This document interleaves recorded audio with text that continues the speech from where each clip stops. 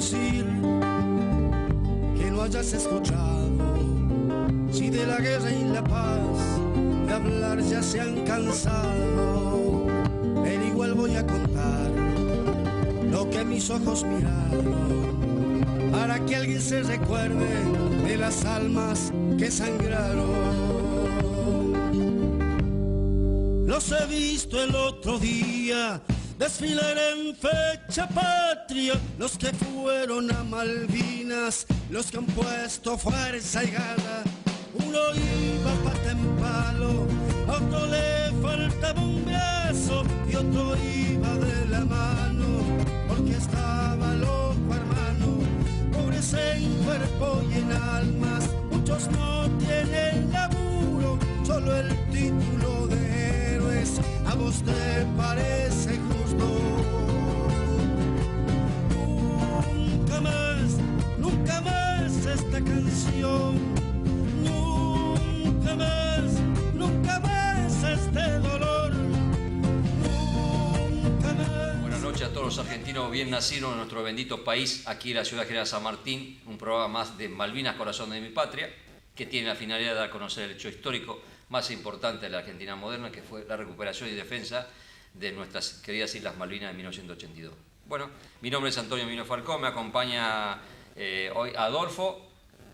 Buenas noches. ¿Qué tal? Buenas noches, mi nombre es Adolfo José Luragui, les doy la bienvenida al programa número 51 de Malvinas, Corazón de mi Patria. 51. ¿Qué es 51? Bueno, ahí va la pregunta. No, el serrucho. Vos sabés que... Ah, el serrucho, me quedé tildado. El serrucho, sí, mi mamá decía el serrucho, es así. No sé por qué será, ¿viste? Pero bueno. A Claudito le mandamos un gran abrazo, que está un tema ahí familiar, no puede asistir. Nuestro invitado, muchas gracias, Héctor, por estar presente, ya vas a dialogar. Gustavo, Alejandro, ahí Alberto Luragui, con la gorra como corresponde. Sí. Así que bueno, vamos a dar inicio ya al programa. Siempre decimos muchísimas gracias a Alberto Martínez, propietario del canal, el operador de control ahí en la pecera Marcos, cámara Pedro, Carlos, muchísimas gracias. Y nos acompaña siempre un tema musical que se llama Nunca Más, del autor señor Alberto Lobos, de la ciudad de Metán, provincia de Salta, y la voz de nuestro hermano Socorro Díaz, sobreviviente crucero General Belgrano, que siempre nos escucha, nos ve, pero dice, a veces yo aprieto mal, no puedo hablar, escribir, bueno, siempre nos está viendo ahí, así que bueno. Las vías de comunicación. El programa Canal 4, Teleaire, podés comunicarte por www.canal4teleaire.com.ar, www.canal4.ar, WhatsApp 11 32 23 0101 o el teléfono de línea 4713 0101 o nuestras páginas Facebook @Casadero de Malvinas o @Malvinas Corazón de mi Patria. Así que bueno, y acá me olvidaba, pero no es que me olvidé, a mi izquierda está Generación Malvina, el Bauti. Así que buenas noches, Bauti, por tu participación importante. Así que bueno, bien. Hoy no traes sponsor ni nada, ¿no? Bueno, muy bien, así que va a dar algún diálogo. Hoy no hay tanda, porque cada vez que hablaba Claudio ponía la tanda, o sea que como no está Claudio no hay tanda. Sí.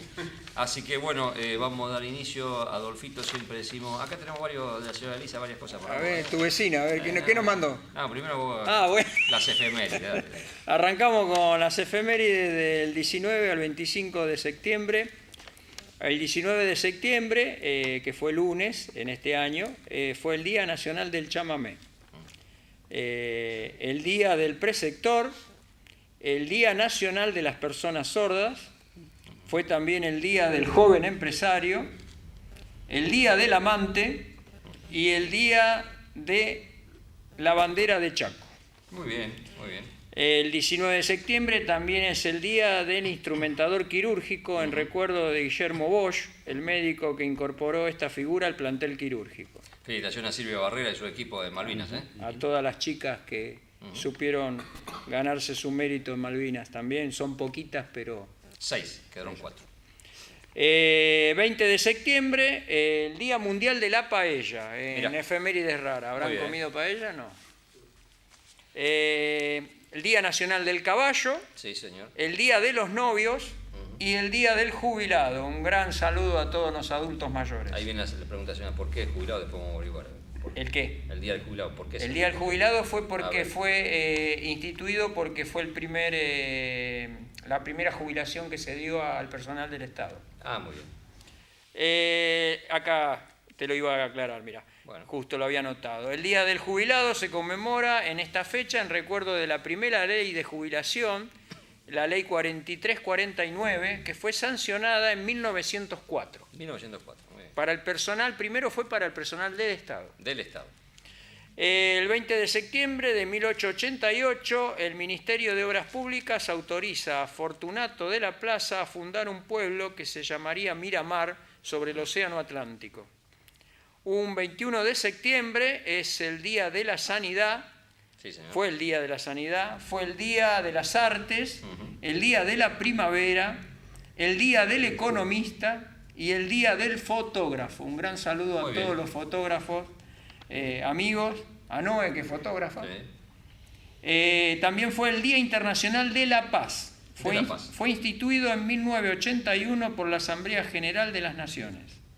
Un 21 de septiembre de 1949 se hunde en Punta Cana, al sur de Punta Arenas, el rastreador Fournier de la Marina Esa es la historia. Eso en podemos hablar. 1949. Podemos hablar del tema ese también, no sé por qué la causa. ¿Sí? Que se oculta fue la tragedia más grande de un buque de guerra de acá en la Argentina. Se hundió ahí cerca de Punta Arenas, en el Estrecho de Magallanes.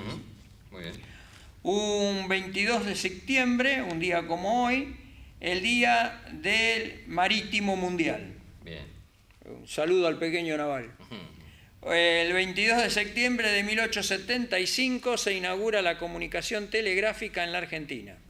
Okay.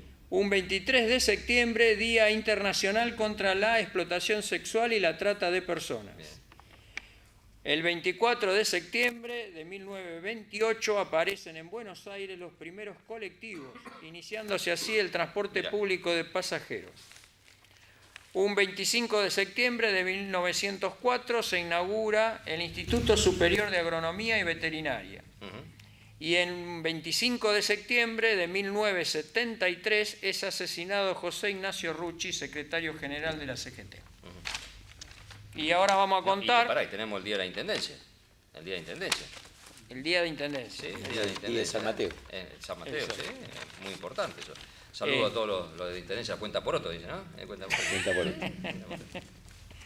Y hoy vamos a recordar nuestros veteranos de guerra, las cosas que han hecho en Malvinas. Hoy por primera vez vamos a nombrar a un héroe de 4 patas y con colita. Bien. Nos vamos a acordar de Vogel, sección Perros de Guerra, ovejero alemán, sable gris, nacido en Puerto Belgrano, Bahía Blanca. Vogel combatió con los soldados del BIN 5. Luego de la gesta de Malvinas, Vogel presidió todas las ceremonias de la unidad, luciendo en su capa la condecoración de veterano de guerra otorgada por primera vez a un animal por el Congreso de la Nación.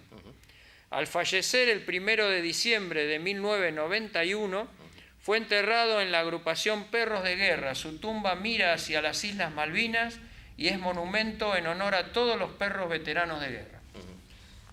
Uno de los adscritos nuestros de 4 patas siempre decimos, es muy importante. Que se conoce muy poco. Mira, el otro día que fuimos a dar una charla en la escuela número 52, ahí en San Martín, era secundaria, Sí. le hablábamos a los chicos y siempre que hablamos de los perros nadie sabía que hubo Sí, perros en sí, Malvinas. totalmente. Tom, Ñaró y Negro, los 3 que murieron en Malvinas y quedaron allí. Sí, son héroes nacionales también como nuestros 649 Sí, señor. hermanos. Sí, señor. Y bueno, ahora vamos a leer los cumpleaños de nuestros 649 hermanos que quedaron en Malvinas. El 16 de septiembre de 1957 nacía en la ciudad autónoma de Buenos Aires el héroe Luis Carlos Martella. Martela, ¿de acá? El 17 de septiembre de 1963 nacía en Rosario de la Frontera Salta el héroe Luis Guillermo Sevilla.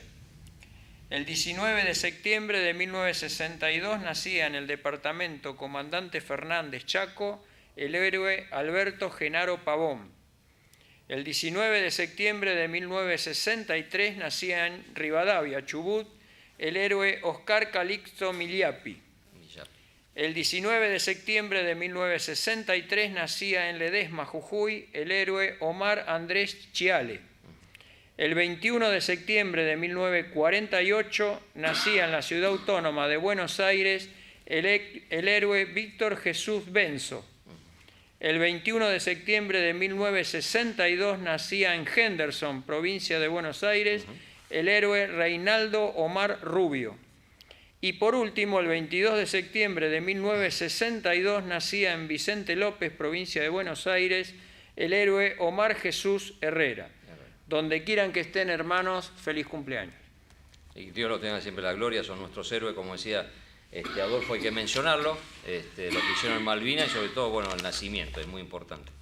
Así que ahí tenemos algo, en la parte histórica, ¿no? Hay varias fechas ahí. Ahí estamos. Interesantes. El Día del Fotógrafo, ¿se acuerdan que ustedes se rieron tanto de ese día? Como había mencionado, el Día del Fotógrafo en la fecha internacional. Esta es nacional. Nacional. ¿Y por qué puede ser? Por José Luis Cabezas. No. ¿No? No. ¿Por qué? Ustedes se reían acá un montón, pobre. Del matrimonio, de un matrimonio de... Sí. De Almirante Brown. Del Almirante Brown. Es cuando viene el de Regotip acá a la Argentina, a las Provincias Unidas, y en 1840 es ahí justo donde se toma el Día del Fotógrafo, porque ahí surge de alguna manera la fotografía por nuestros lares. Mira. Y se inaugura, entre las primeras, la del Almirante Brown con su señora. esposa. Sí. Esa fue la primera. Esa fue la primera. Sí. Ese te das cuenta que no está retocada esa. No, Qué malo. No existía el Photoshop acá en en nuestro esa país época. esa fecha. Implementó, Mira. lógico. A partir de ahí ya tenemos la documentación a través de lo que es este sistema fotográfico. Sino antes eran lo que eran los cuadros. Daguerrotipo, ¿no? ¿no? Claro. Lo que capaz que, te voy a hacer una pregunta, capaz que sabes o no sabes. ¿Por qué siempre en esa época, o más antiguo, el hombre aparecía sentado y la mujer parada? Era muy común en las fotos de casamiento. Sí. Debe ser no soy una tradición de esa debe ser época. una tradición familiar en la Puede cual hoy es todo patriarcal, ¿no? No, seguro, hoy machista, así como que nadie podía comenzar a cenar o almorzar hasta que no se sentara Claro. el jefe de casa. el padre Sí. en el lugar. O sea, había toda una situación de respeto en el cual En la la cabeza época. de la familia Sí. ameritaba un espacio, ¿no? Era el que trabajaba, el que traía el sostén al hogar, ¿no? Entonces, Era otra época. era otra época, otra mirada. Gustavito, entramos en la primera tanda y ahí seguimos. Muchas gracias.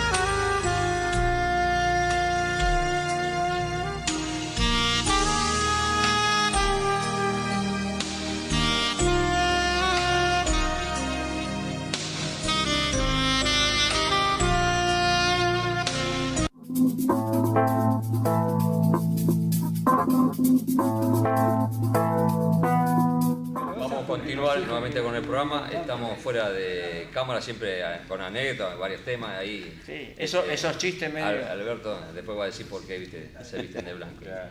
Bueno, después vimos otra fecha, el Día Nacional del Caballo. Del caballo, ahí viene el tema, te iba a preguntar. ¿Saben cómo se llamaba el caballo de Belgrano? ¿El de San Martín? La supe. No se sabe. No se sabe. No se sabe. Tampoco se sabe si era blanco. No, se conoce tuvo algunos. blanco, pero el Bayo realmente que era- fallece en No, San el único. Lorenzo, que no era de él, sino que se Pero lo no cruza entrega- los Andes tampoco con el blanco, al Se contrario. lo entrega al hijo del hombre de postas del Espinillo. Sucede que en nuestro territorio era muy amplio, entonces nos manejábamos con postas y eso implicaba un recambio constante de caballos. Sí, sí. Los caballos se dejaban en la posta, que se llamaban caballos. Y había los reyunos, caballos, sí, los caballos de refresco eran de precisamente. refresco. Se llamaban reyuno Reyuno. porque pertenecían al Estado del rey, ¿no? Ese término se siguió manteniendo con larga data, aunque se intentó imponer el caballo patrio. Pero aparece en los escritos hasta en la época de Rosa que se lo seguía llamando reyuno, era el caballo del Estado. Entonces cada posta guardaba una cantidad de animales y era para el recambio cuando había un desplazamiento de tropas, de mensajeros, correos y demás. ¿Qué es lo que sucede cuando San Martín llega a la posta de Santos Lugares acá en San Martín? Sí. ¿Qué ocurrió? No se sabe si el correo se quedó dormido, la cosa que nadie sabía que tenía que preparar la caballada, tanto para los 155 hombres de los granaderos, Sí. más el batallón, el regimiento 2 de infantería, que tenía que ir también montado como traslado, Sí. que estaba a cargo del teniente coronel Moro, de eso casi ni se habla, ¿no? En el combate de San mira. Lorenzo, y se tuvo que quedar hasta esperar conseguir la caballada porque no estaba preparada. Entonces, el caballo que trajeron desde el retiro se quedó ahí. Se quedó ahí. Entonces, ahí lo reemplazaban con otro, es decir, que prácticamente se iba al combate no con el caballo. No. Pero hay uno solo que se tiene noticias, que cumplió toda la campaña prácticamente de independencia, que es el caballo de Miguel de Cajagravil. Ah, Miguel de Cajagravil, como todos los oficiales, entra de cadete, de joven, en el regimiento de granaderos a caballo. Su padre español, su madre era nativa, Sí. y tenía en Magdalena tierras, tenía campos y se dedicaba a la cría de ganado. Así que el oficial, el cadete, lo que tenía que hacer, así como él cuando se casaban tenía que dar la dote, bueno, acá entraba en el regimiento, todo muy lindo, pero tenía que poner el caballo, la pistola, el uniforme, Todo, ¿no es sí. cierto? A ser oficial había que poner de bolsillo, Sí, por eso tenía a veces... cuidado por él mismo. Claro, así que casi siempre eran los que entraban como cadetes y oficiales eran de clase un poco ya más acomodada. Los otros no, porque empezaban desde soldado y terminaban como generales, ¿no? Haciendo toda la campaña, terminaron como generales, muchos, casi todos. Así que él entra en el regimiento con 2 caballos, 2 colorados. ah, mira. Así que con los 2 colorados logró hacer la campaña, uno se perdió, no hay noticias si falleció en algún combate, y el otro recibió las mismas heridas que él prácticamente. Cada vez de cada batalla los 2 quedaron convalecientes y él se queda después de Maipú, hace la campaña al sur de Chile, una campaña muy dura, porque se tiene que enfrentar con los restos del ejército realista que estaba en retirada, los araucanos, desertores, delincuentes comunes, era una cosa que cada kilómetro que avanzaban no sabían con quién se encontraban, así que fue una de las campañas más duras en el cual se enferma y recibe varias heridas en combate. Cuestión de que ya no pudo continuar y lo envían a Buenos Aires para su curación, tuvo un tiempo en Mendoza, siempre con su caballo, Sí, sí. se llamaba Decano. Decano, Caballo Así que después pasa a Buenos Aires para terminar de curar sus heridas y ahí mismo, hasta hace unos años estaba, yo creo que lo deben haber guardado los descendientes, el rancho, no sé, donde vivía él, era de 3 dormitorios y uno era para decano. Decano, ah, mira. ¿No? O sea, era prácticamente lo que siempre se dice el granadero ya el centauro, ¿no? Ah, el centauro, Hombre sí, caballo sí, era sí, una sí. sola cosa. Sí, sí, sí. Así que es el afecto que él le tenía, ¿no? Es más, todos sabían de su entrenamiento, porque los otros, al no sobrevivir o intercambiarse, de él se sabía cómo estaba preparado para el combate. Sí, sí. De ahí que si escuchaba un clarín, enseguida se ponía en posición de combate, esperando claro. que el granadero lo monte y salir para el combate, ¿no?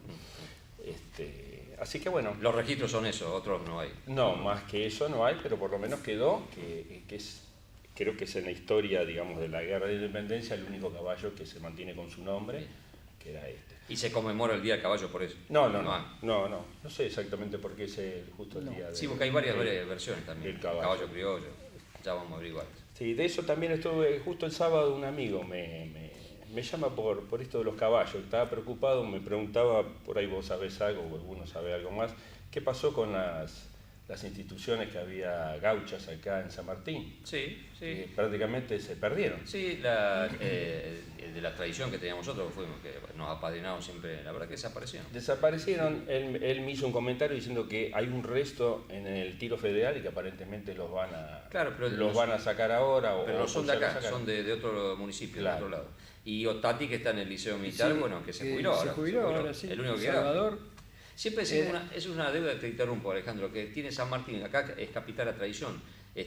Hubo pocos gauchos acá, no hay de por sí entidades tradicionalistas que tendría que existir aquí en San Martín. Claro, yo recuerdo de chico que sí, que estaba, incluso tenía un vecino que siempre los traía a los caballos para mostrar. Se llama Raíces, se llama. Un centro tradicional de Raíces. Pero yo recuerdo que había 2 o 3 que desfilaban con los carros, incluso en los actos. Bueno, él me dice que para él hay una situación por parte del municipio en el cual es como que el día de tradición lo dejaron caer, porque antes era un feriado en el cual en la escuela uno podía utilizarlo para hablar sobre la tradición, hoy dejó de existir, se le dio más importancia al día municipal, el empleo municipal, dijeron de que como había 2 feriados, había que darle 2 feriados en el mes, entonces se fue sacando. Ahora, y después lo otro que él me decía que le dije, bueno, ahí está, investigalo vos, porque yo tengo tantas cosas, el tema de la protección de los animales, de que hay presiones para que erradicar lo que es la utilización del caballo, hasta incluso en las actividades tradicionales, ¿no? Que me parece tampoco... ¿Cuándo fue la última vez que hubo el desfile del 25 de mayo que estuvieron, que desfilaron los gauchos? Sí, Otati los llevó.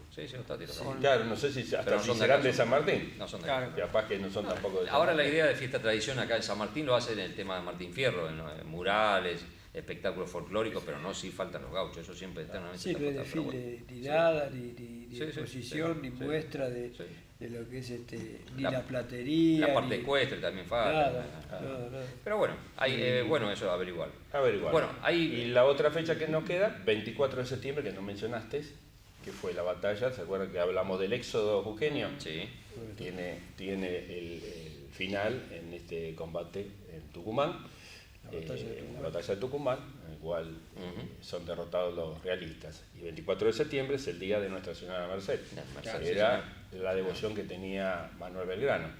De ahí que él se encomienda y lo toma como que fue la Virgen que lo protegió y logró esa victoria, ¿no? De ahí que va a ser después, dona el bastón de mando y la nombra generala del ejército, ¿no? Esto lo digo porque hoy por hoy casi se trata de ocultar, porque se trata de separar lo que es la fe, ¿no? de esto, pero la patrona del ejército es Nuestra Señora de Merced. Y después de ahí lo que hace es darle los escapularios de la Virgen de la Merced para la batalla de Salta, que es otra victoria de Belgrano, que eso va a ser ya en febrero de 1813, un par de meses después. Todas las guerras nuestras históricas siempre se basaba o confiábamos en la parte eclesiástica. En Malvinas pasó lo mismo, o sea, nosotros la vivencia es eso, siempre hay un Dios, siempre hay una Virgen que nos protege, es así, por más que, bueno, el relato siempre el padre Fernández, ¿no? Con los rosarios que le entregaba a los que eran judíos, y le decía, padre, pero yo soy judío, bueno, sos católico, y lo tienen hasta ahora mismo, pero bueno, es así. Pero, no tenemos tiempo. Estaba en el norte de Nuestra Señora de Luján de Malvinas. Sí, con los veteranos. 25, sí, están corriendo por todos lados. Alberto, ahí con la entidad, Heredero de Malvinas, ahí van a participar ahora en la Feria del Libro, así con nosotros, acompañando. Sí, obviamente. Ahí con lo del tema de la religión me acordé una vez a escuchar a un oficial que había dicho, tenía más de un soldado que decía que era ateo, que no creía en nada, y cuando empezaron a caer las bombas le rezaban hasta... Sí. Digamos, la importancia de la creencia, ¿no? La creencia y la fe que tenés que tener en un solo protector, eso es Sí, real. está la famosa foto que apareció de los británicos, la mostraron con la rendición le sacan una foto al equipo capturado y aparece un falcon en la culata con la imagen de la Virgen. Sí, señor. Había varios. Sí. Yo me acuerdo en el casco mío, yo había puesto una locura, un pedazo de cinta con una cruz, ¿viste? Decían que para aparecer del servicio, ¿cómo se llama? Religioso, decían. Se me ocurrió por ahí. Y que, sí, ¿viste? Algo. Nosotros en nuestro avión, en la cabina, siempre teníamos la imagen de Estela Maris. Todos los aviones tenían. Ahí nosotros la Virgen Loreto. Bueno, ahí estamos con tiempito, así que bueno, ya vamos a dar paso a nuestro invitado, Héctor Tesey, así que nuestro hermano, estamos a unos minutos del segundo corte, pero bueno, ya vamos a iniciar el diálogo, así que muchísimas gracias por tu presencia. Es muy rica tu historia, sos conocido en el ambiente, sabes muchísimo, como estuvimos hablando con Alberto, el tema de Rateman también, pero bueno, ahora vamos a hablar con el tema de tu situación en Malvinas. Bueno, muchas gracias. ¿Estamos con tiempo, Pedro? Sí, ¿no? Sí, ahí. Así que bueno, ¿qué pasó? Y hablaste. Hablé, ¿qué pasó? ¿Entró la y eso tanda? Que no está Claudio. Pero bueno, disculpa, Héctor, ya entramos en la tanda. Me mató.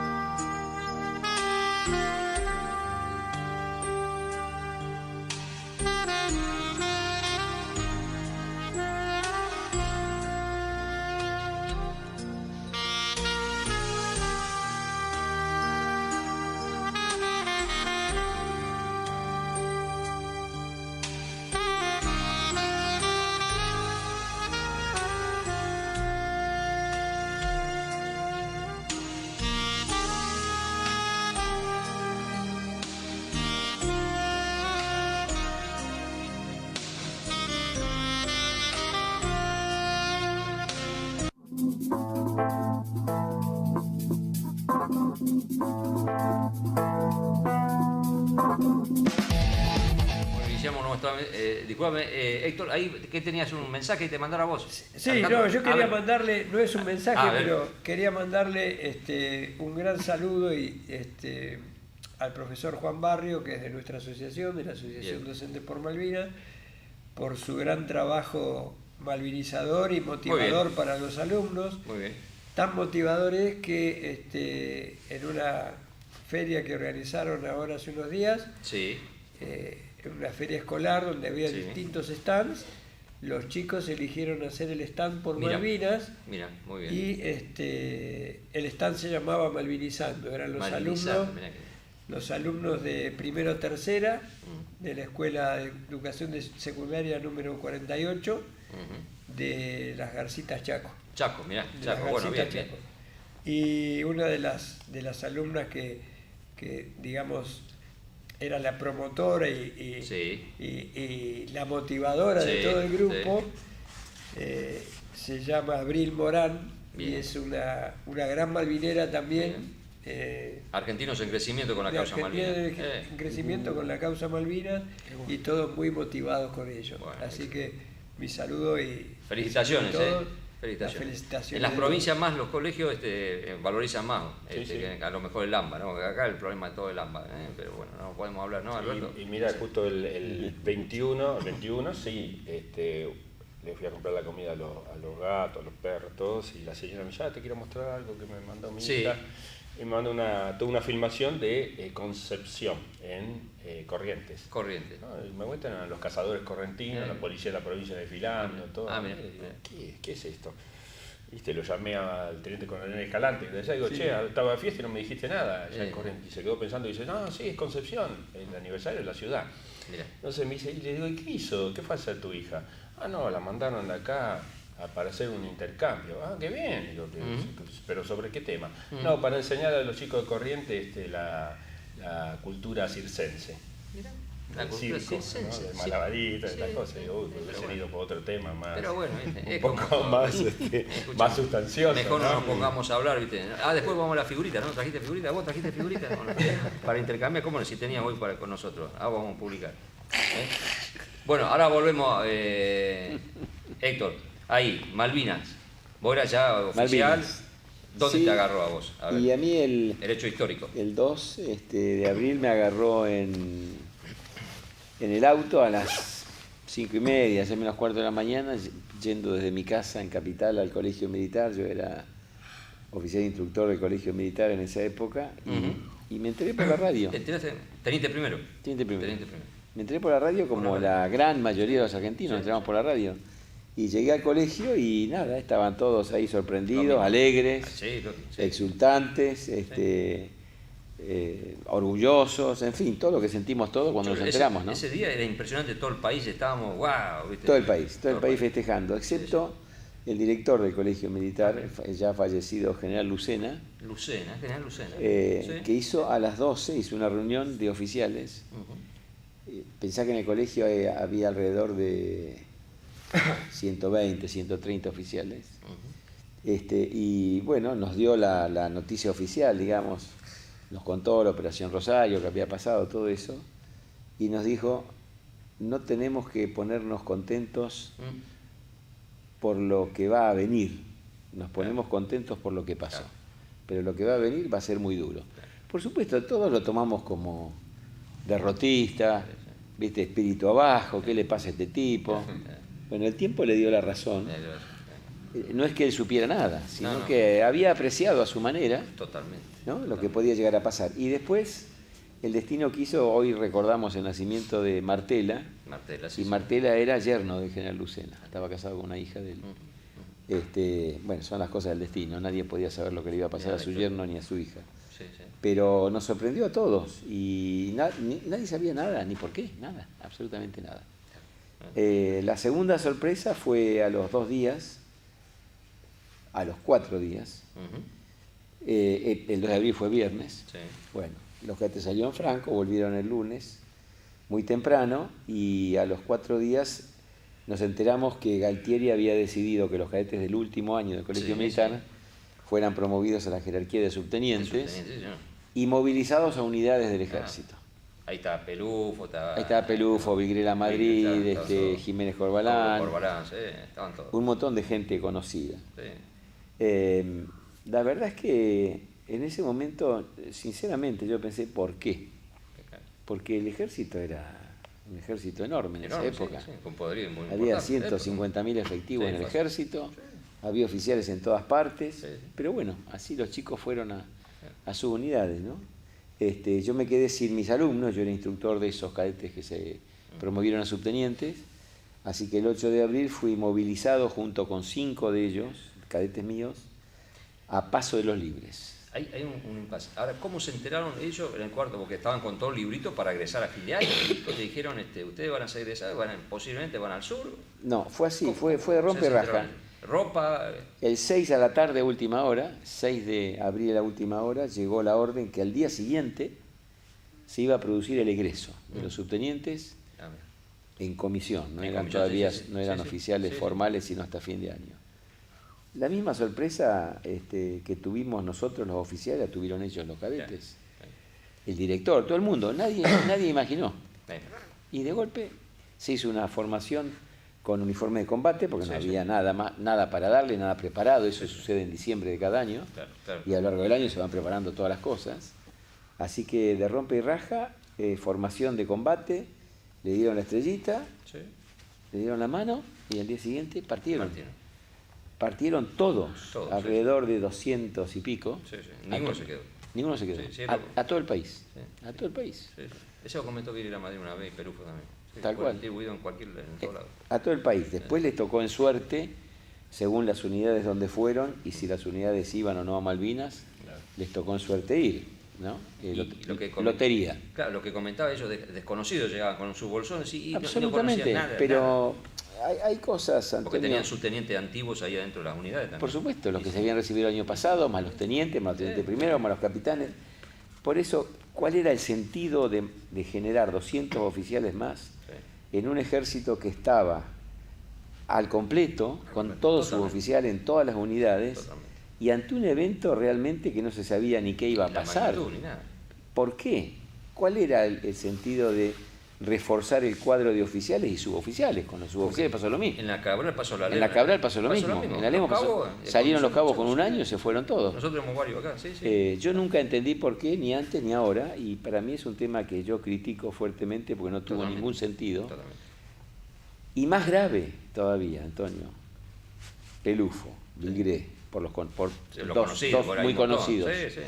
Como vos decís, un subteniente, pibito de 20 años, 21 años, como mucho, con su bolsito llegó a la unidad, no conocía nada, nadie lo conocía a él, y ese mismo subteniente, Vilgré, por poner un caso... Que decía con el portafolio del colegio militar, que llevaban los libros. Claro. Eso el Pelufo lo cuenta, dice, bueno, ¿cómo es? No me está saliendo el del regimiento 12, el pelado, no me está saliendo... En Darwin, que le dijo, tire los libros, eso decía, tenían Piaggi. Bueno, pero esos mismos chicos, a los 2 meses estaban en combate. En combate con una sección de 30 o 40 soldados suboficiales que no conocían, que hacía 2 meses atrás no los conocían y tuvieron que ir a la guerra con esa gente. Con gente a cargo. Y con gente a cargo, esto es lo grave. La misma edad nuestra, es así. Desde el punto de vista de lo te diría, de lo formal, de lo reglamentario, de lo que debería ser un contrasentido total, realmente total. La parte positiva de esto es que ninguno de los cadetes subtenientes que entró en combate desentonó, todo lo contrario. Te diría que son casi los que más se destacaron. Pibitos que no tenían la menor idea. A mí me tocó algo parecido, pero yo ya tenía años de oficial, tenía otro recorrido, tenía otra experiencia, tenía otra edad. ¿Qué edad tenías vos? Yo tenía 26 cuando fui a la guerra, tampoco era un viejo. No. Pero ya tenía 7 años de oficial, tenía 4 años de colegio, más 4 de liceo, tenía algún recorrido hecho. Además yo era instructor de esos alumnos. ¿Y fuiste con ellos, con 5? Y yo me fui con 5 de mis alumnos a Paso de los Libres, al grupo de Artillería 3, donde era jefe de Balsa. Pero nos tocó algo parecido, por más que la artillería combate de otra manera, porque llegamos allá, no solamente nosotros, a la unidad llegaron muchos oficiales y muchos suboficiales de distintas unidades del país, todos artilleros, pero destinados en otros cuarteles, en otros regimientos, en distritos militares. Se sabía que esa unidad la desplazaban ya. No, todavía no. No. Por el hecho de reunir... No, porque lo que pasó, otra cosa que se hizo fue que el ejército en aquella época todas las unidades del ejército estaban organizadas con un cuadro de organización de tiempos de paz. Es decir, estaban a 2/3 de los elementos de combate. En el caso de artillería, había dos baterías son 12 obuses, 6 y 6, y para tiempos de guerra existía un cuadro de organización en el que había que formar una tercera y tener 3 baterías.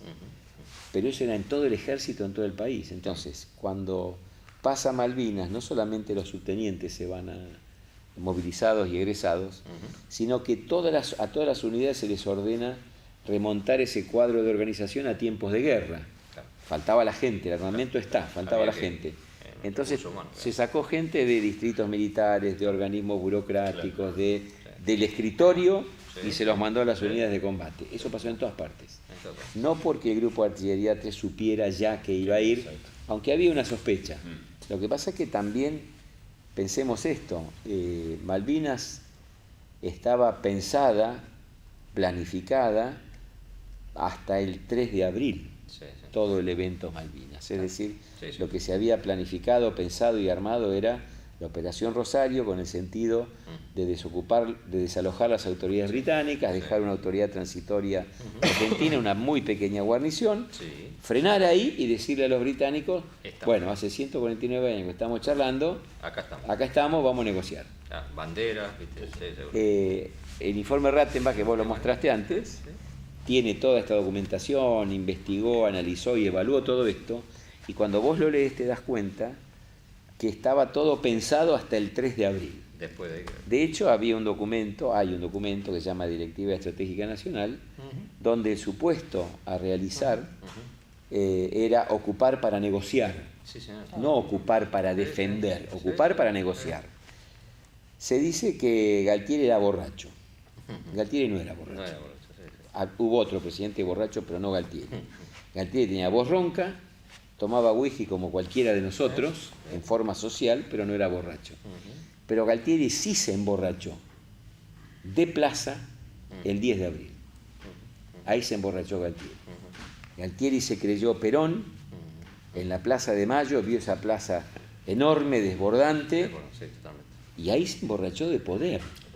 Y ahí decidió si seguimos. Él solo decidió seguimos.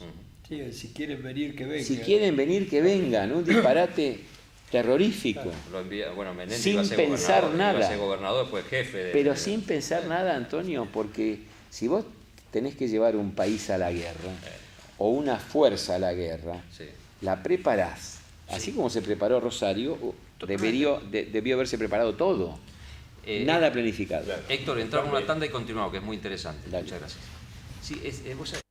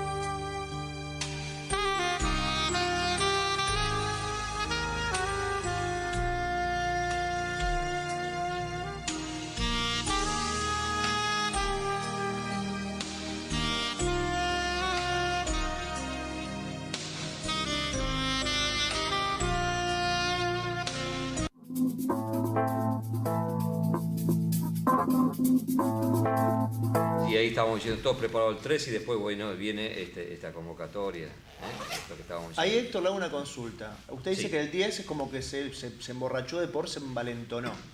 Pero los empezaron, digamos, antes del 10 estuvo el llamado a la clase 62, esta promoción a oficiales que hubo en el ejército. Hubo como varios preparativos que daban indicio que iba a pasar algo más grande antes del 10. Sí, pero la verdad es que vuelvo a Rattenbach porque es la única fuente oficial del Estado argentino que analizó y evaluó todo el conflicto y las responsabilidades en la conducción del conflicto. Después, mientras se iba pensando la Operación Rosario y todo lo que iba a pasar, se fueron tomando medidas preventivas ante la eventualidad de que Chile reaccionara o pasara algo, porque estaba muy fresco el conflicto del 78, Sí, sí. donde casi llegamos a la guerra con Chile. Entonces, nuestros generales pensaron que si nosotros digo la Argentina, se distraía con Malvinas, Sí. Chile podía aprovechar para sacar ventaja de la situación. Invadito.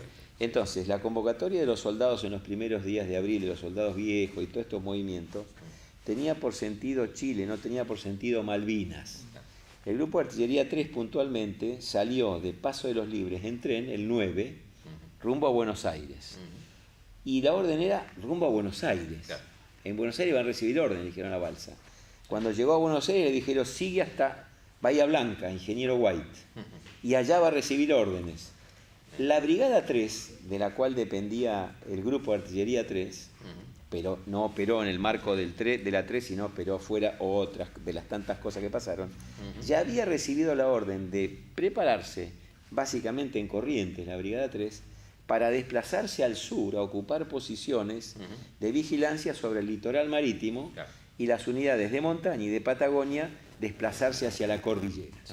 Es decir, se pensaba en Chile, no se pensaba No en se pensaba Malvinas. Hablamos recién en la tanda de los 3 comandantes, las 3 guerras, los 3 gobiernos. Sí, señor. Era todo 3 cosas. 3 cosas totalmente. No hubo una sola guerra. La Fuerza Aérea hizo la suya, la Marina hizo la suya y el Ejército hizo la suya. Sí, sí. Voy a ir más atrás. Esto da para hablar 5 No, días. seguro. Tenía vigencia en aquel momento la Ley 16970 de Defensa Nacional, que se había sancionado en el año 66 bajo el gobierno de Onganía. Esa ley había rescatado un concepto de la primera ley de defensa, que fue la de Perón del año 48, donde ya se había pensado en el 48 en lo que Perón había llamado el Estado Mayor Coordinador, que después terminó siendo el Estado Mayor Conjunto, Conjunto, sí, señor. para Coordinador. unir las 3 fuerzas y operar en forma En conjunta, caso de conflicto. tomando la experiencia básicamente de los aliados en la Segunda Guerra Mundial. Sí. Onganía sanciona esta ley y crea el Estado Mayor Conjunto, Sí, sí. que en el 82 existía, Sí, sí, cómo no. y era un dibujo, Claro. porque había un organismo que se llamaba el Comité Militar, que eran el presidente de la Nación, los 3 comandantes en jefe, el ministro de Defensa, sí. y ese comité, asesorado por el Estado Mayor Conjunto, era el máximo nivel para conducir las operaciones en caso de guerra. Bien. Eso estaba escrito, Sí.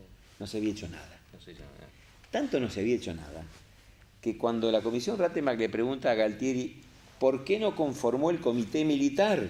Claro. Porque se veía en el análisis que Anaya decidía lo suyo, Galtieri lo suyo y Lamidoso lo suyo. Sí, sí. Ni siquiera se juntaban los 3. Sí, sí. Entonces cuando le preguntan ¿por qué no formó el comité militar? Porque el comité militar incluía, te repito, al presidente, a los 3 comandantes y al ministro de Defensa. Sí. El presidente era Galtieri. Los 3 comandantes, estaba Galtieri acá. Claro. ¿Por qué no lo llamaron al ministro de Defensa? Le dice Rattenbach a Galtieri. Sí. ¿Y sabés cuál fue la respuesta de Galtieri? A ver, Porque era un civil y no iba a saber nada. claro. El ministro de Defensa. Claro. Eliminamos al ministro de Defensa. Quedan los 3. Claro. Que además era la Junta Militar, La Junta que era el máximo organismo de poder Claro. del Estado argentino Sí. por sobre la Constitución. Es decir, el poder político eran 3. Sí. El poder militar debió haber sido el comité militar con un órgano de asesoramiento que lo borraron y siguieron estos 3. Los 3, sí. Entonces estos tres tenían todos los bonetes, se sacaban los bonetes de acuerdo a lo que había que hacer o cómo lo querían hacer. Un disparate. Porque quedó todo resumido a la decisión, a la voluntad, más que a la voluntad, al voluntarismo de tres personas.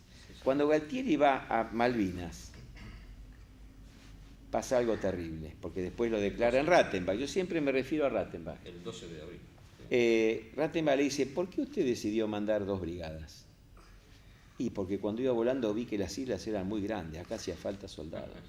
Esta no es la apreciación de un ni gobernante, ni comandante, ni estratega, ni nada. Es la apreciación de un delirante. ¿Es grande, vamos a llenarla de soldados? No, no es grande y vamos a llenarla de soldados. Si no hubiéramos mandado 50.000 soldados, porque entraban más todavía. Ahora, Galtieri decide mandar 2 brigadas. 2 brigadas son 10.000 tipos a una isla. A esos 10.000 tipos hay que darles de comer. ¿Cómo llevo comida para 10.000 personas, que son 20.000 raciones por día? Si el ejército no tiene elemento logístico ni para volar ni para navegar. Vamos al Rattenbach, vamos a la orden de operaciones del plan de campaña del comandante del Teatro de Operaciones, almirante Lombardo. Sí. Jefe de Copecom. Toda orden de operaciones tiene misión, situación, operaciones, logística. Logística es fierro, comida, todo eso. Cocina de campaña. Entonces, logística dice, cada fuerza hará su logística. La Fuerza Aérea tenía aviones, no hay problema. La Marina tenía barcos y aviones. ¿Y el ejército qué tenía? Nada. ¿Cómo hace el ejército su logística? Ahí tenés la prueba de que hubo 3 guerras. Porque el comandante del Teatro de Operaciones no se hizo cargo del Teatro de Operaciones. Entonces el ejército tenía que ir a mendigar a la Fuerza Aérea, che, ¿dónde hay lugar para mandar en los Hércules? No sé, he escuchado que hasta se han tenido que robar entre fuerzas las a nosotros pasó con los helicópteros, llegamos a Comodoro Rivadavia, y bueno, ¿y cómo cruzan los UH, cómo cruzan los Chinook, cómo cruzan todos? O sea, quedamos ahí. Claro. Ahí, en barco, dijeron, bueno, UH desarme y metan los Hércules. ¿Quién era la Fuerza Aérea? O sea, si no, ¿cómo que íbamos a cruzar? Claro, el único que podía cruzar el Chinook. ¿Y cómo? Claro, los 2 Chinook que cruzan. Bueno, pero todo esto porque no había nada planificado, ni previsto, ni preparado. Fueron arrestos, fueron decisiones voluntaristas, basadas en supuestos absolutamente equivocados que tampoco fueron estudiados ni analizados. Porque los supuestos fueron, vamos a hacer esto sobre Malvinas. Total, esto queda lejos, los ingleses no van a venir, y Estados Unidos va a ser neutral y nos va a dar una mano. Esto significa no haber agarrado un libro de historia militar. Eso me pasó con Waldemar Aquino cuando estuvo acá del BIM 5, que me pasó que yo cómo el BIM 5 estaba capaz tan preparado a grandes rasgos. Y Waldemar cuando vino acá del BIM 5 dijo, lo primero que hicieron cuando llegaron es, se sacan sangre todos y hacemos un banco de sangre para que si hay heridos, necesito tener un cocinero siempre acá y la cocina de campaña tiene que estar en tal lado para cuidar siempre la comida.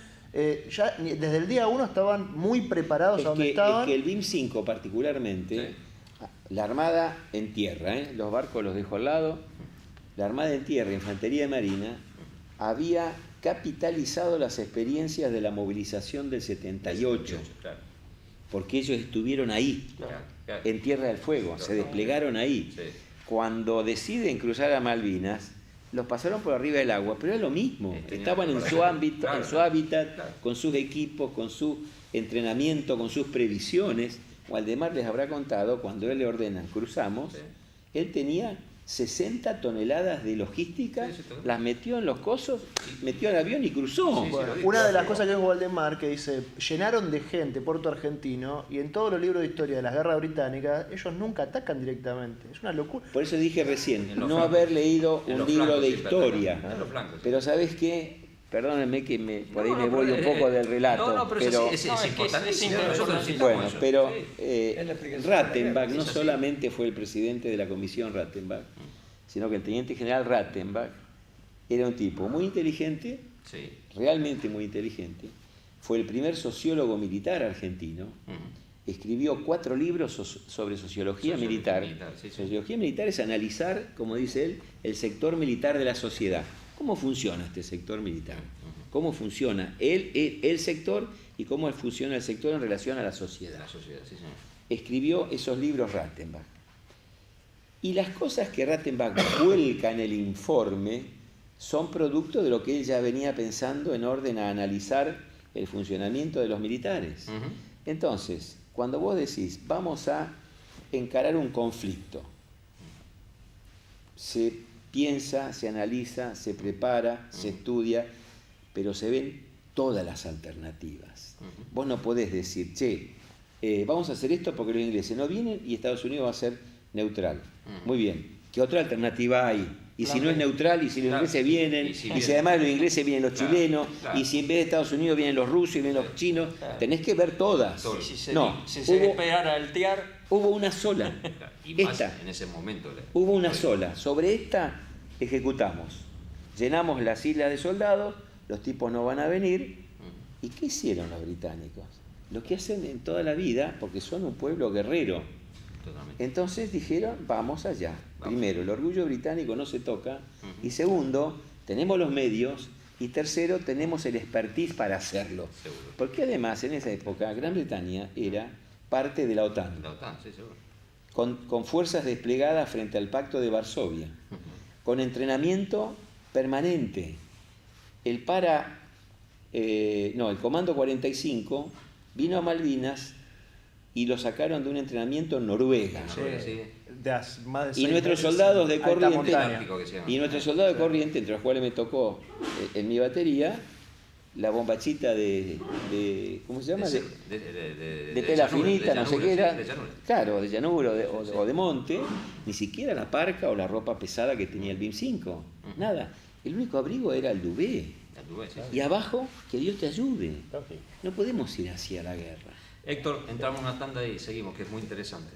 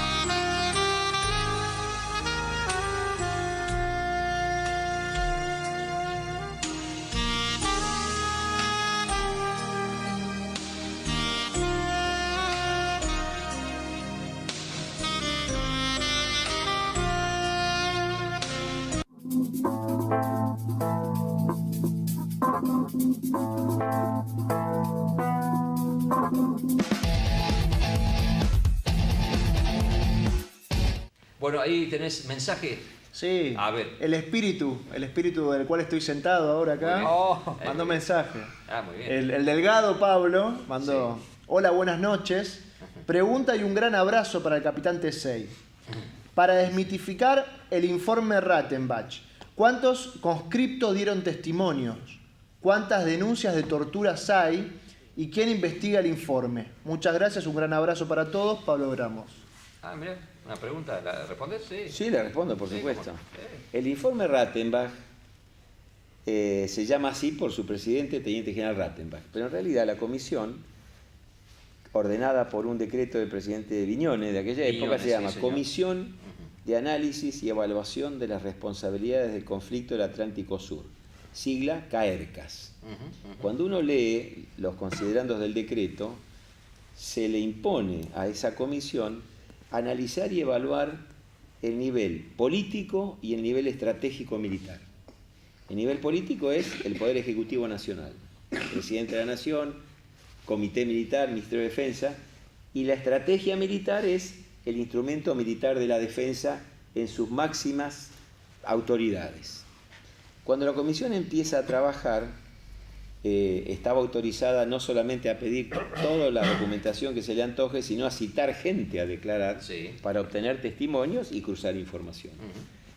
De esos niveles, presidente, junta, ministros, algunos funcionarios, canciller, algunos otros funcionarios, pero después empiezan a ver que hay que llamar a comandante de teatro, hay que llamarlo a Lombardo, hay que llamarlo a Menéndez, y después empiezan a ver que hay que llamar a los comandantes subalternos, que son los tácticos, Jofré, Parada, y después empiezan a ver que hay que llamar a los comandantes de unidades, Robacio, Balsa, Zaineldin, y ahí termina.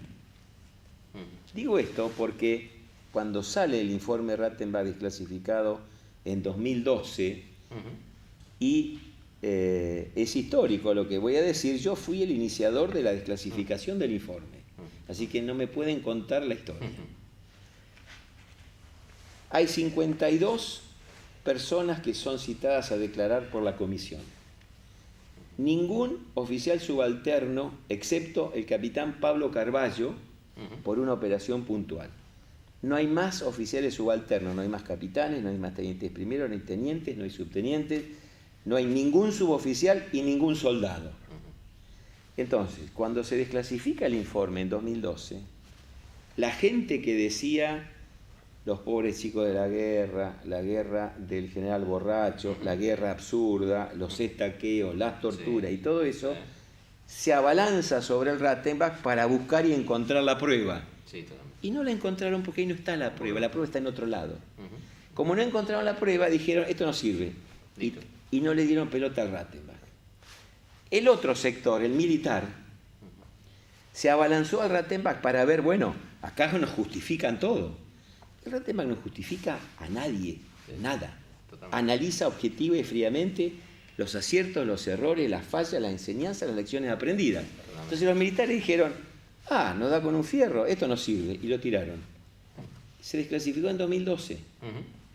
En 2015 yo hice una investigación que terminó en 2016, 4 años después, para ver qué impacto había tenido la desclasificación del informe en tanto documento de estas características, utilizado en los institutos de formación y perfeccionamiento de civiles y militares para la defensa. Colegio Militar, Escuela Naval, Escuela de Aviación Militar, Escuelas de Guerra y Escuela de Defensa Nacional. Muy bien.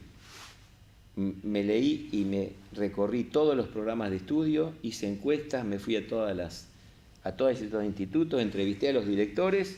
El impacto del Rattenbach fue cero. Nadie lo usó, nadie lo leyó, nadie lo aprovechó. No sirvió de nada, porque como era un documento que estos viejos que no saben nada nos dejan mal parado, lo tiramos. Pero en la universidad tampoco se usó, porque como no mostraba estaqueo prueba de tortura, no me sirve, lo tiramos de vuelta. Pero también se desclasificaron otros documentos, no solo el Rattenbach. Si quienes querían buscar pruebas de tortura, estaqueos, malos tratos, llamarle como quieras, que los hubo. En vez de buscar el Rattenbach, tenían que ir a buscar la otra documentación, por ejemplo el informe Calvi, donde están las declaraciones de todos los prisioneros de guerra cuando volvieron y fueron concentrados en los centros de recuperación de prisioneros de guerra. Ahí se encontraban las cosas. Y ahí están las denuncias. Ahí están las denuncias. Ahora, así como están las denuncias, así como están los denunciantes y como están los denunciados, que fueron sancionados por el ejército, en tanto falta grave a la disciplina militar o delito en ese momento. Delito común. El delito común, de acuerdo al Código Penal vigente en aquella época y al Código de Justicia Militar, tiene un tiempo por el cual, si uno deja pasar el tiempo, el delito prescribe. Entonces, hoy no se puede encausar o procesar penalmente a los delincuentes de aquella época porque han prescrito los delitos. Pero tampoco se puede pretender conformar eso como delitos de lesa humanidad. O como se dice habitualmente, el traslado del terrorismo de Estado del continente a las islas. Hago una consulta con respecto a eso.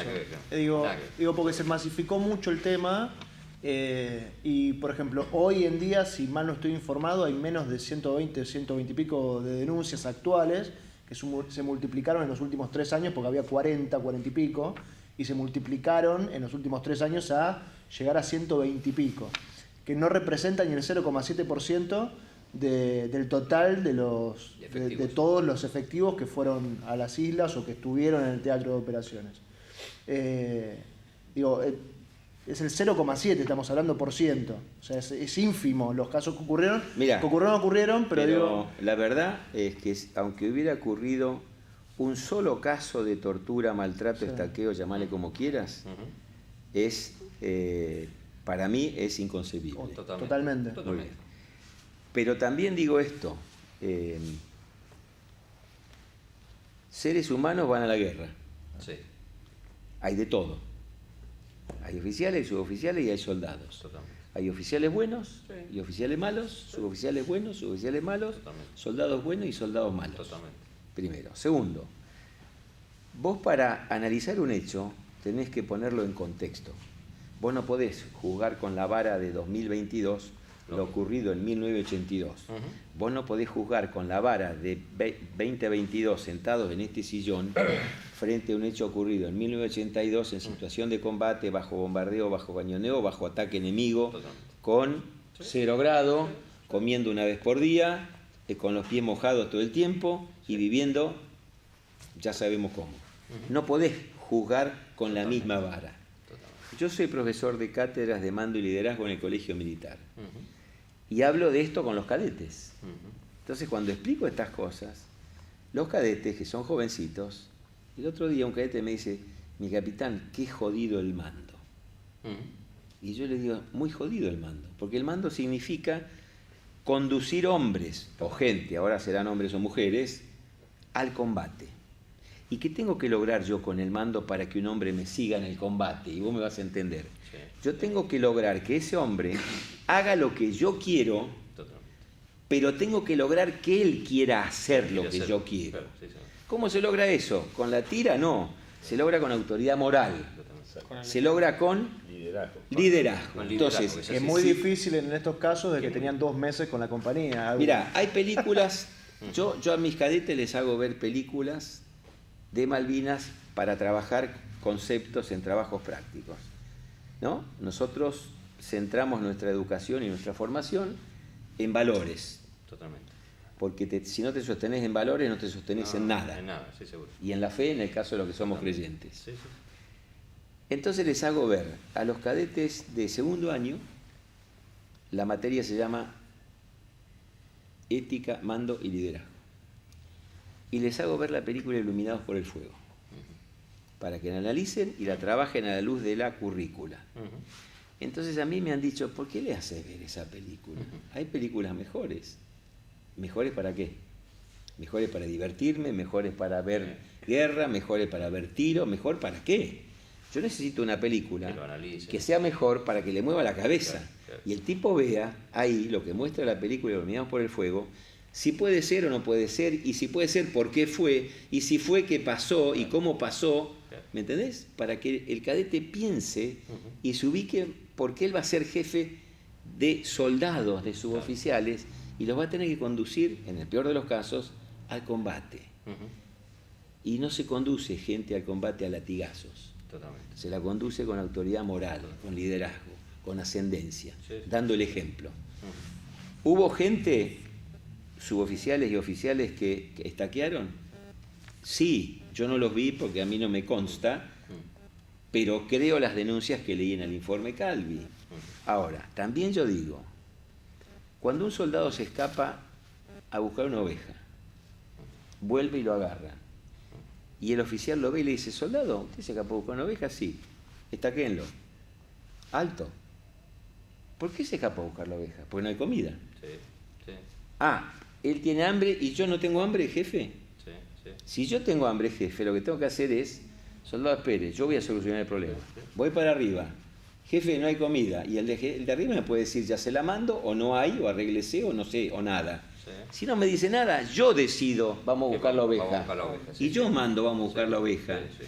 No puedo sancionar al soldado que busca una oveja porque tiene hambre, porque no me avisó, pero yo no le di a solucionar el problema. Yo soy el jefe. Yo soy el responsable de la vida de ese hombre. Totalmente. De la vida, del descanso, de la alimentación, de la higiene, de la munición, de todo. Yo soy responsable. Héctor, ¿Entendés? entramos en una tanda y volvemos. Muchas gracias. Ahí viene...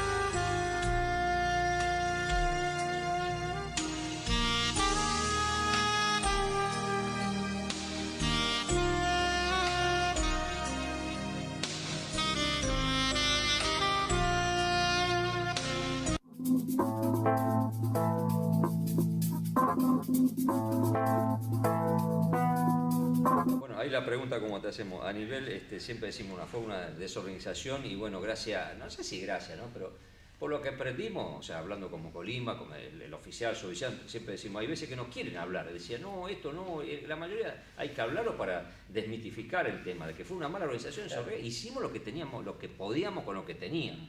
Es así. más, permitime, hay algo pendiente que ahora pensando con lo que decías, después de Malvinas. Hay que hacer un informe de lo que pasó después de Malvinas. Sí, no, el Malvinas se hizo, pero después de Malvinas, hoy me enteré de una cifra que te venía comentando, que hasta a mí me dio terror. El 90% de los que fueron a Malvinas se fueron de baja, oficiales y suboficiales. Sí, no sé qué porcentaje, pero... No, hoy me la pasaron oficialmente, bueno. Un 90%, que digo, yo decía, no puede ser, y se la pregunté 3 veces. El 90%, yo también me fui en el 84, porque me hicieron la vida imposible, pero digo... ¿No hay un informe de eso, de por qué se nos trató tan mal? Y se desperdició todo lo que aprendimos allá, tanto el oficial, suboficial, ir a las escuelas, los soldados, decir, bueno, quédense acá, la experiencia de ustedes, bueno, al contrario, bueno. Mira, existe la historia militar. Sí. La historia militar estudia los hechos militares, con una metodología, con una forma. O sea, no es que historia militar es voy a ver qué pasó y escribo lo que me decís. Hay que analizar un montón de cosas. Totalmente. Y la historia militar sirve para analizar los hechos, para ver qué se hizo mal, qué se hizo bien y corregir lo que se hizo mal. Totalmente. Para que la próxima vez no nos pase. Sí, en una charla que yo di y explicaba esto así muy rudimentariamente, alguien del público me dice, ¿para qué vas a estudiar la guerra que ya pasó si la próxima es distinta? Sí, le digo, no hay dos guerras iguales, sin duda, pero la guerra pasada se estudia para no repetir los errores de la primera, no en los aspectos tácticos, sino en los aspectos humanos, claro.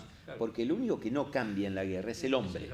Entonces, a mí me interesa saber qué pensó, cómo pensó, por qué hizo, cómo lo hizo, para qué lo hizo, qué escenario armó para tomar una decisión, qué factores tomó en cuenta, para ver si tengo que corregir algo o no, o se equivocó el tipo y esto está bien, o esto estaba mal y el tipo encima se equivocó. Sí. Felizmente, en algunas cuestiones, la Argentina, digo, las Fuerzas Armadas, tomaron algunas enseñanzas, algunas experiencias y las transformaron en lecciones aprendidas. Pero dije algunas. La mayoría está sin explotar. Está sin explotar totalmente. No estamos aprovechando a fondo la experiencia de guerra. Totalmente. Y te voy a decir algo que es público, así que no estoy vulnerando ninguna información. Nosotros en las cátedras de mando del Colegio Militar tenemos un manual que es básico, que se llama Manual del Ejercicio del Mando. Es un manual, orienta, da líneas de acción, pero tiene aspectos no solo militares, sino aspectos psicológicos, sociológicos, humanos. O sea, es un manual del año 1969, inspirado en los viejos reglamentos alemanes del periodo entre Primera y Segunda Guerra Mundial, que los alemanes pensaban y bastante bien y entendían este negocio. Sí. Ese manual yo lo usé en el Liceo Militar cuando fui cadete, lo usé en el Colegio Militar cuando fui cadete, lo usé en el Colegio Militar cuando fui instructor en el año 82 y lo estoy usando ahora como profesor. Bien. Pero el mismo. El mismo, a eso vamos. ¿No habla del 82? Ahora. No pasó el 82. El capítulo 5 se llama Mando en Combate. Mando en combate. Mando en Combate. Y el primer párrafo dice, como el ejército argentino no tiene experiencia reciente de conflicto, utilizaremos experiencia de otro ejército. No, tenemos una guerra. Esta es la parte mala. La parte buena es que hoy a la mañana, fui convocado al Estado Mayor General del Ejército para integrar una comisión de oficiales del Departamento de Doctrina del Ejército para actualizar el manual de ejercicio del mando. Muy bien. Bueno, 40 años. No importa. Está. Más vale tarde que nunca, dice mi abuela. Ahí te quería decir, ¿no? ¿cómo esto, hablando de los británicos, ¿no? ¿Cómo ellos analizan el tema Malvinas? ¿Analizaron? Por supuesto, pro, contra, todo. ¿Qué pasó? ¿No pasó? Todo. ¿Por qué las tropas que mandan en Absolutamente. el sur? Ahora, La OTAN mismo hizo toda una diferencia por todo el ataque aeronaval, cómo cambió los aviones a 15 metros, ¿cómo? Analizaron todo y nosotros, ¿cómo puede nosotros ser? No aprovechamos ¿Cómo nada. puede ser? Pero ¿sabes qué, Antonio? Cuando uno lee el informe Rattenbach no solamente encuentra cosas, cosas, porque no solo hay cosas militares, hay cosas políticas, económicas, diplomáticas, diplomacia también, de un montón de lugares, para hablar, largo. Pero cuando uno termina de estudiar el informe, más allá de lo que va a buscar, la información que va a buscar, se da cuenta que el informe muestra no solo lo que pasó en la guerra, sino que nos muestra a los argentinos, cómo funcionamos los argentinos. Entonces yo digo algunas cosas que son antipáticas, pero para ser duro en el ejemplo, ¿no? Sí. Nosotros los argentinos preferimos la chicana y el camino rápido al trabajo, a la perseverancia, a la paciencia, ¿no? Rápido, ya, urgente, ya, lo hago ya, rápido. No, método, análisis, estudio, prueba, error, corrijo, Y voy a alcanzar el objetivo no mañana, capaz que el año que viene, Sí, pero de otra forma. de otra forma. La chicana a lo mejor me da, pero a lo mejor no me da. Pero la necesito ya, necesito todo rápido, ¿no? Entonces yo digo, tomamos un ejemplo, y tomemos ejemplos. Fangio es un ejemplo. Fangio es un ejemplo por lo que fue como deportista y por lo que fue como hombre. Como hombre, sí, sí. Ginóbili es un ejemplo, por lo que fue como deportista, por lo que fue como hombre. Ah, pero se fue a Estados Unidos y Fangio se fue a Europa. Sí, para triunfar a ese nivel te tenés que ir a otro lado. Acá no tenemos ese nivel ni de Fórmula 1 ni de básquet. Messi, capo.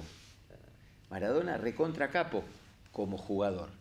Sí. Y lo dejo como jugador. Sí, claro. No lo pongo en otro Sí, no, a seguro. Maradona. Yo lo amo a Maradona como Sí, jugador y me encanta ver las películas y los videos de Maradona. Totalmente.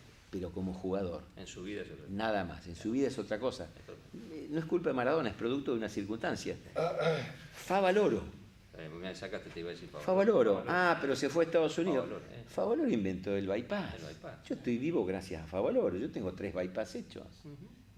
Un argentino No, sí, sí. que triunfó y que después se vino acá y se termina suicidando porque el gobierno no le da pelota. No le- Héctor, una consulta. Este porque es un problema, ¿ves? Ese es un problema. Parte Bueno, de eso, esto se ve en el Rastenbach. Sí. viendo uno, digamos, ya de año 2022, digamos, pasaron muchas cosas antes del 82 con Malvinas. Desde los años 60, las presentaciones ante la ONU, 74. la vuelta de Perón, hubo ahí un fuerte intento de negociación, crearon la pista, intervinieron porque Gran Bretaña no le daba importancia ni mucha bolilla a los isleños, entonces empezaron a brindarles un montón de cosas, desde educación a un montón de cosas. Entonces uno ve de ese lado y dice, che, se estaba preparando todo, pero a la vez uno llega al 82 y ve que no. Entonces No. es como raro, digo, porque Mirá. no leí el informe, pero No. no sé si estará, pero digo, pasaron muchos episodios con Malvinas, desde aterrizajes, que hubo 2, uno... La Operación Cóndor. La Operación Cóndor y después otro El de piloto que Fichera. también... El Fichera. Fichera. Hubo un montón de cosas con Malvinas, de los 60 hasta el 82. Mira, otro aspecto que el Rastenbach muestra y para lo cual es útil, además, no solo por la guerra, es que el Rastenbach tiene un primer capítulo donde enumera todos los antecedentes que justifican el reclamo argentino. Los históricos, los jurídicos, los geográficos. Y después llega a los últimos años de negociación, Naciones Unidas, Resolución 2065, el convenio de comunicación con los británicos del 68 al 70, todo lo que va del 70 al 82 y el 82. Cuando vos lees todo eso, por eso digo que hay que leerlo al Rastenbach. Son 5.000 fojas. Sí, sí. Hay que leerlo, 5.000 fojas. Cuando vos lo lees, en esto que vos preguntás, te das cuenta que más allá de lo que se dice, que no es mentira, la negociación de Perón, la posibilidad de un acuerdo previo en el 81, un montón de cosas, pero cuando lees en el fondo, ¿sabés qué ves? Ves la política británica permanente de bicicletear, dilatar, mentir, chicanear. Chicanear, sí, sí. Porque te dicen, y está escrito, después de la 2065 no tenían escape. Ellos aceptan la 2065 y dicen a Naciones Unidas, Argentina, vamos a empezar a hacer reuniones. Vamos a empezar a hacer reuniones, bien. Vamos a empezar a hacer reuniones. Las reuniones eran, ¿la hacemos mañana? Dale, la hacemos a las 9, a las 9. sí. A las 8 te llamo. No, vamos pasado mañana mejor. A las 10 vamos a las 10. Vamos a tu casa, vamos a tu casa. El miércoles. Vamos a las 11, pero a mi casa. Lo conseguimos. Todo es así. Con los británicos es todo así. Tal cual. Es una guerra de desgaste. No, es la política británica, es la diplomacia británica. Son expertos. ¿Por qué fueron dueños del mundo? Porque tenían el poder y la capacidad para hacer estas cosas. Entonces, vos agarrás, junto con el informe Rastenbach, se emitió un video de 47 minutos que se llama el informe Rastenbach, que está en YouTube. Vos lo pones hoy y lo ves. Ya, vos sabés que, Héctor, vas a venir en el próximo programa, estás a un minuto, si te Está para invitamos. más. porque da para más, si nos permitís. Estamos yéndonos, a los televidentes se nos fue ya el programa, 1 hora y media, y antes de eso le vamos a hacer una entrega. Genial. El vino traído de Igual Mendoza. el vino no va a querer venir. No, el próximo no hay, es el mismo. Muchísimas gracias, Alberto, Bauti, Gustavo, Alejandro, nuevamente hermano Tesey, muchísimas gracias. No, gracias a ustedes. Adolfito. Muy interesante. Claudio, un gran abrazo a la distancia, ahí como se llama, Pablito también, así que buenos televidentes, ¿cómo es? Audiencia, como dice, teleaudiencia. El lema del programa es el pueblo quiere saber de qué se trata a través de la causa Malvinas. Muchas gracias, hasta el próximo jueves. ¿Qué te puedo decir que no hayas escuchado? Si de la guerra y la paz de hablar ya se han cansado, pero igual voy a contar lo que mis ojos miraron, para que alguien se recuerde de las almas que sangraron. Los he visto el otro día desfilar en fecha patria, los que fueron a Malvinas, los que han puesto fuerza y garra, uno y